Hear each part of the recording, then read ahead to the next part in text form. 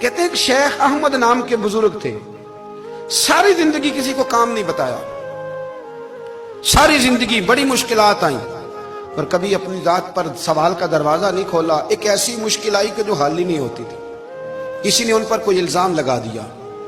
ابو مسلم نام کا ایک بادشاہ تھا، اس کی حکومت تھی، اس نے پکڑ کے قید میں ڈال دیا۔ اب قید میں ہیں، جرم لگ گیا ہے، فرد جرم عائد ہو گئی ہے، جیل میں ہیں۔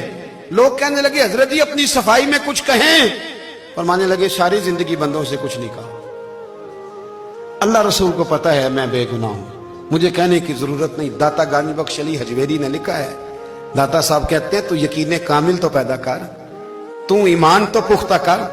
داتا صاحب کہتے ہیں وہ ابو مسلم جو بادشاہ تھا وہ نیک آدمی تھا، اسے رات کو خواب میں نبی کریم کی زیارت نصیب ہوئی اور حضور سید عالم صلی اللہ علیہ وسلم فرمانے لگے تو نے اللہ کا ایک نیک بندہ جیل میں ڈال دیا، ڈر نہیں آتا، وہ تو بے گناہ ہے۔ بادشاہ آدھی رات کو خود اٹھا، دادا صاحب فرماتے ہیں کسی گارڈ کو نہیں بھیجا، پولیس والے کو نہیں بھیجا، جیلر سے نہیں کہا، خود گیا، جا کے جیل کا دروازہ کھولا، دروازہ کھول کے اس درویش کو آزاد کیا، کہنے لگا بابا جاؤ مجھے پتا چل گیا بے گناہ ہے۔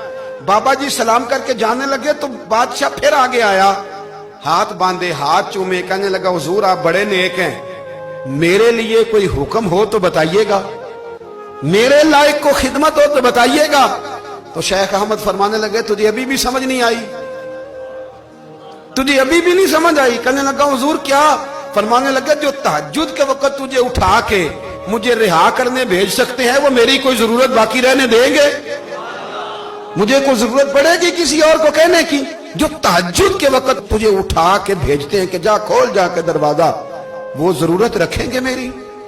ضرورت مجھے رہے گی کہ میں تجھے اور کوئی کام؟ ابھی بھی تجھے سمجھ نہیں آئی؟